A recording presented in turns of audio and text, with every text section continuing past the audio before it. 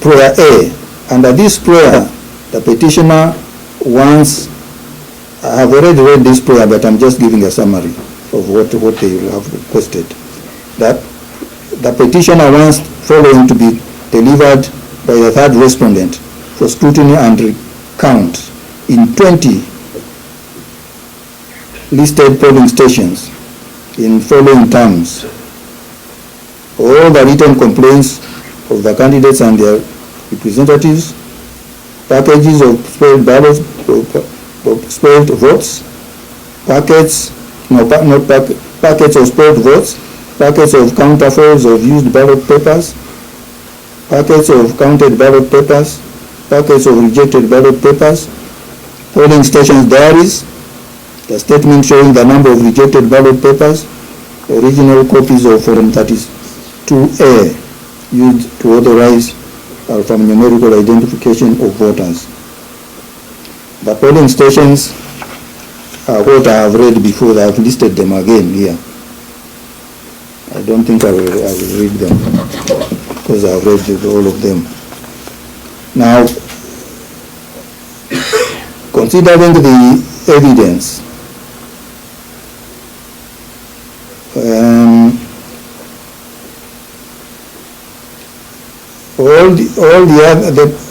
apart from the polling station, all the other polling stations are actually arise from paragraph 37 of the petition. The complaints of the petitioner mainly is that the third respondent did not deploy the use of KM's kits. Thus, there was no biometric voter identification. Consequently, the petitioner contends that the results in those polling stations are not verifiable and should be deducted from the total votes garnered by the candidates. I note that Mohammed Yaqub Abdullah, who testified as third witness PW3, stated that in Wajir Girls Secondary School, a group of people had been gathered at a corner of the polling station, and the presiding officer explained that their thumbprint could not be captured by KM's kit. He also testified that he voted at the same polling station and was identified by electronic voter identification machine. He testified that the people who had been gathered at the corner were dismissed without voting, but upon further cross-examination, he agreed that they were allowed to vote without being identified by the kits. PW8 Abdul Rashid Adan Hassan stated that he was the petitioner's agent at Abak Mathobe polling station, where he also voted. He testified that he did not use KM's kit and was informed that it was not working. He used a manual register together with other voters.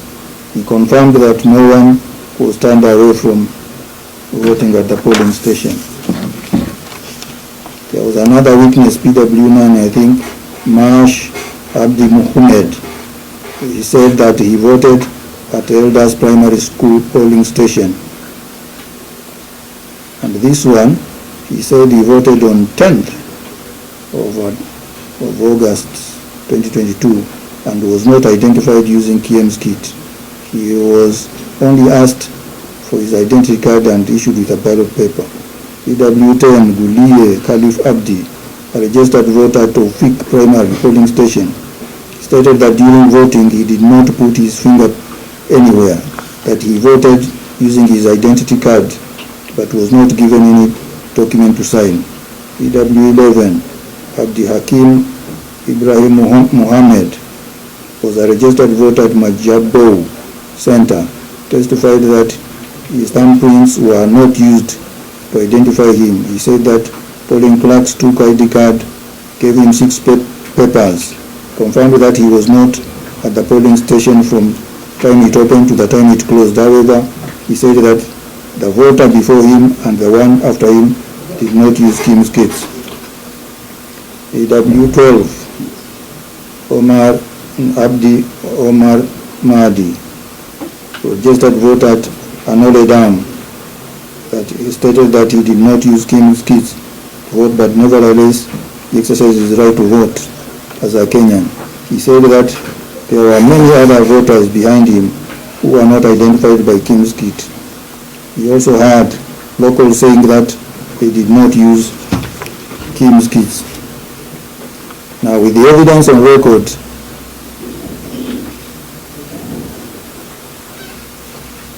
only about 6 polling stations were captured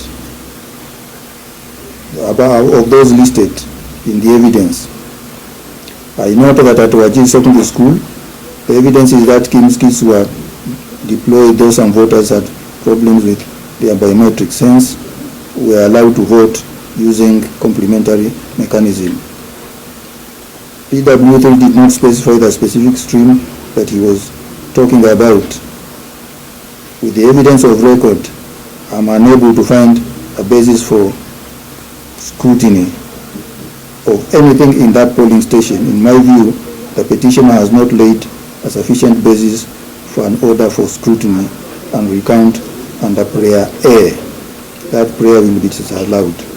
Prayer B, under this prayer, petitioner wants the following to be delivered by the third respondent for scrutiny and recount in, I think, 26 polling stations. These are copies of electronic register vote, KM's kits, ballot boxes, counted ballot papers, packages of counterfoils of used ballot papers, packets of rejected ballot papers, polling day diaries, statements showing the number of rejected ballot papers.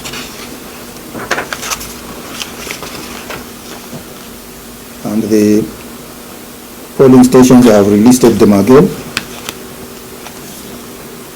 Apart from Gasechukala Primary Junction and Hadado South, all the other polling stations are hinged on paragraph 34 of the petition. The complaint of the petitioner is that there were gross discrepancies in Form 37A returns, such as the total votes cast in some polling stations were more than the total vote turnout in KM's kit. Further, the petitioner averred that there was ballot stuffing and or multiple voting by some voters, as can be determined from discrepancies in the number of votes identified by KM's kits as against the number of votes cast as declared in Form 37A. There was a witness called Mohammed Abdullah, chief agent of the petition at Grift Tallying Center, talked about statutory forms but did not know whether the results in Form 37A were for the President, MP or MCA. He said that he was only concerned with the gubernatorial election results. Other than that, his evidence did not shed light on whether the statutory forms had any issues. He saw results from the 3 forms at the Tallying Center, but he did not look at them properly. He insisted that the said 3 forms,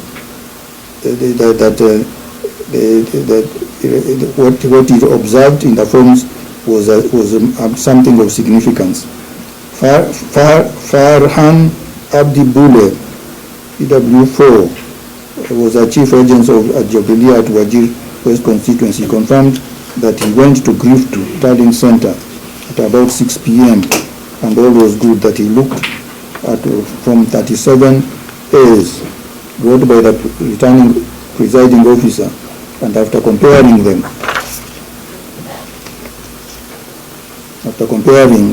what he had after comparing them with what had been sent to his phone, none was different. He voted at Wajir Girls Secondary School, Stream 2, did not talk about any malpractices. Further, he testified that